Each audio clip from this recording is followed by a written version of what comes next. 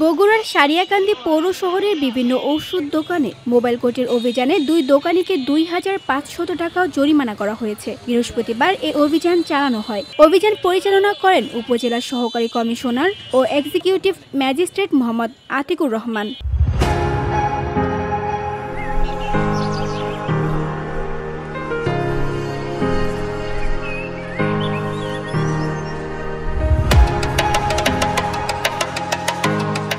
মেয়াদোত্তীর্ণ ঔষধ থাকা এই 2 দোকানিকে 2500 টাকা জরিমানা করা হয়। পাশাপাশি মেয়াদোত্তীর্ণ ঔষধ জব্দ করে ধ্বংস করা হয়। মোবাইল কোর্ট পরিচালনায় উপস্থিত ছিলেন বণিক সমবায় সমিতি লিমিটেডের সভাপতি সিরাজুল ইসলাম ফুলসহ সারিয়াকান্দি থানা পুলিশ।